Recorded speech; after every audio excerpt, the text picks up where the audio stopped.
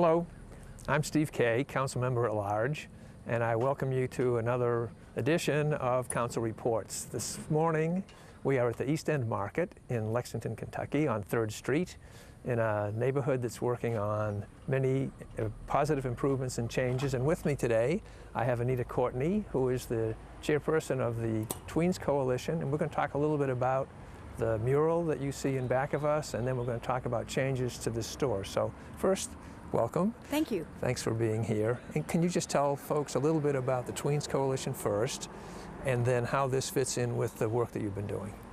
Well, the Tweens Coalition is 10 years old, and tweens is the word for the 9 to 13-year-old demographic, that in-between age group. Okay. And we prioritize that audience to help them get better nutrition and more physical activity, though we also work across the age span. So we've done a lot of partnering with groups around the community to bring more healthy food. So pools and schools and recreational facilities, and these small stores are the next venue we're working with. Okay, so people may have heard of the Better Bites program and a few other things that you've been working on. Again, a little bit more about kind of other projects just before we Yes. shift to this. Well, we've done the Verb Summer Scorecard that was very popular in the community that helped kids get more physical activity by making all sorts of things free and reduced price for them. So that actually got a lot of statewide and national traction. But our focus right now is on access to healthy food with Better Bites and Good Neighbor stores. Okay, and this is a Good Neighbor store This that is a we're Good standing Neighbor in front store, of. yes. And the thought about the mural, how does that fit in? Okay. Well, when we started this, we spent 2 years listening because we knew that there's a lot going on. So we Okay. listened to residents, store owners, community leaders, wholesalers, and what we heard from the residents was they wanted these small stores to be more connected to the community. And one of the people we were speaking to said, you ought to put a mural on the side of that building, and that's where it started. Okay, so connected to the community, meaning they want to feel more like the store is theirs, or what does that really mean to feeling more like them? the store just doesn't sell stuff and then leave, but that the store is a part of the community, knows about the community, and cares about the community. Okay, and so you decided to listen to the community. One of the things they said was it would be great to have this wall, pretty big wall, have a mural on it, and then what happened? Well, the next thing was we went to you, and then we went to Lex Arts, and we put out a call for artists. And 26 artists submitted their portfolios saying, you know, they thought their work would be a good fit for this. We had an artist selection committee made up of people from the community, Okay. and they narrowed those 26 down to 3. And we asked each of those to make a proposal about what should be on this wall. And Sundiata Rashid was one of those, Okay. and his was the one that the committee selected. Okay, and so we're standing in front of one segment of it, and I'm sure we'll have some shots of the rest of it and of Sundiata working. Basically, what do we see here? What is the meaning of this mural from your perspective?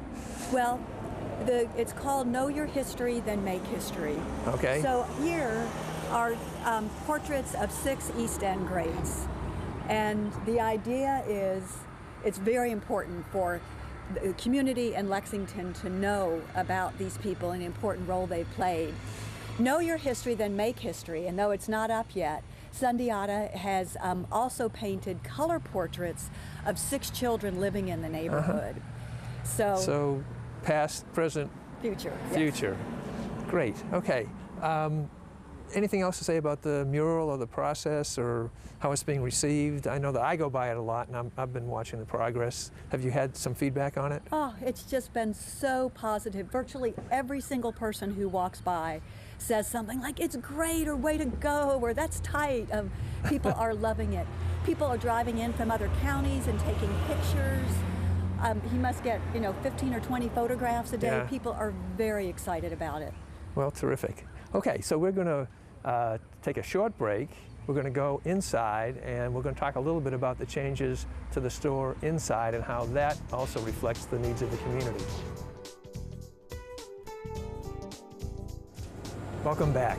We're now inside the East End Market, and I'm going to ask Anita to talk a little bit about the kinds of changes that have been made, how that came about, what support we have for that, what difference it makes in the store, and what kinds of difference it might make in the community. So first, we're standing in front of a produce cooler that wasn't here before. Is that right? Or it was here, but it didn't have produce in it? They had a smaller produce cooler in the back, so now it's bigger, it has more product, it has some locally grown things, and it's at the front of the store. Okay, and the idea behind putting it at the front is that people see that and they're more inclined to notice it and to be attracted to it. Yes, placement is everything. There's more signage. We're also bringing in local chefs to make food, and so people can come in and get ideas for how to use the produce. Okay, and there's some posters on the wall. I know that they're part of your efforts, so say a little bit about those. Yeah, just this is just signage like all grocery stores do, just to attract the eye and to get people thinking that, wow, fruit is fast food. And then when I eat fresh, I do feel good. So just some taglines to attract attention and hopefully drive sales. Okay, so what are the other changes that have been made, and how has the coalition supported those changes? Well, we've certainly worked with the store on the produce, on the technical assistance for that, and the marketing. Also in the store, we have something called the Better Bites stand. And Better Bites are snack foods that meet our nutritional guidelines, and they are placed in a central location in the store. And they're priced reasonably, and again, with the hope of driving sales more to some healthier choices. Okay, and the nutritional guidelines, strict, not so strict, how do they work? Well, we call them Better Bites, not Best Bites, so we try to strike a balance. Okay. And the first thing is it just has to have, it can't have more than 225 calories, can't be too high in salt and sugar, and it's got to have some meaningful amounts of things like protein and fiber and some vitamins and minerals. Okay. So we've got a little chart. Okay, and the intention, of course, is to shift young people in particular, but everybody, to eating food that they find as attractive, but that's better for them. Exactly. Yeah. And we also just didn't pick these foods randomly. We did a lot of taste tests. We threw a lot of things out that people didn't like, and we kept the ones that the highest percentage of people said that were good, tasted good. So you did taste testing here, or where did you? We actually did that in the schools. Okay, so the kids in the schools had an opportunity to try these various things, and the ones that they really liked, those are the ones you've included, is that yes, right? We have some keepers, and we had some ones that they recommended we take out, and we did that. Okay, so other changes in the store? Well, they've also done a lot of things, like there's a community bulletin board now. Okay. There's a little produce stand at the counter. They replaced the floor. They changed the name. It used to be called Pack and Save, and now it's called Lexington Market East End. And they came to that name by asking the customers. They had a couple of names to consider, and that's the one that most customers liked. So, and then we also have these chefs coming in. Okay, so how frequently are they're going to come in and cook up some food and have that sampled out? How frequently is that going to happen? We've done it twice. We've had salmon croquettes and banana pudding, and they set up at the front of the store and just gave out small samples and a recipe card, and then there's a rack where people could buy some of the items in the recipe. Okay, and the response to that, people have liked it? Not? People really liked the food. All the salmon croquettes, all the banana pudding was gone. We didn't have a big bunch of sales, but we know that things take time, so we're trying. And we actually had a couple of community conversations these last 2 weeks where we asked people their advice, their suggestions about what could be done to do this better. Okay, so this is one store, the larger effort. Talk a little bit about that. Okay, there's also another store, Sammy's Market and Deli, on the corner of Breckenridge and Jackson, owned by Mr. Simon Baba. And he's got a smaller, different store, and so what he's doing is a Better Bites rack, a very small produce section, and he does a lot of prepared foods. So he is in the process of adding some healthy items to his menu, one of them being a grilled chicken kebab with bottled water and fresh fruit. Okay, so it sounds like you don't have a one-size-fits-all approach. You're trying to be responsive to what the store owners, what the store looks like, its traditional mix of clientele and product, and then what the people would like. So you work, sounds like, pretty intensively with the store owners. We do, and we have several store owners lined up wanting to be next in line to do this. And I'd like to add that This is happening all over the country. Lexington's not the only city doing this. Louisville, in fact, has 7 Healthy in a Hurry stores, and we've taken field trips there, brought the store owners and staff there. We are talking to people all around the country who have done this successfully, who are giving us some input about what might work and what might not work. But as you say, it's so individual to the store and to the residents. So we're trying to be sensitive to that. Okay, well, it sounds like you're having a fair amount of success, and it's really exciting.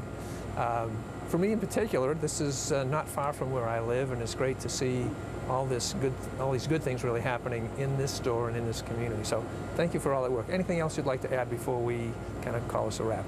Can we talk about the mural dedication? Absolutely. Well, I think this is going to be awesome. It's Saturday, October 19th at 3 p.m.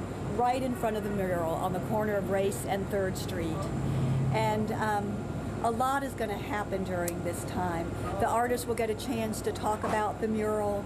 We have a saxophonist coming, a poet, and then 6 people from the community are going to tell the history of the 6 portraits on the Know Your History side. Okay. So we'll all get to learn more about the East End and the buildings that are featured in the mural. And then the other side, we are going to have people speak about the children that are in the mural. And at the very bottom of the mural, Sundiata has put blades of grass, and children can write their names and what they want to be when they grow up. Oh. So there's going to be some good stuff happening at that event. We're going to give out free fresh fruit and then invite people into the store to have a little open house. Okay, so people need to know that's on the corner of 3rd and Race.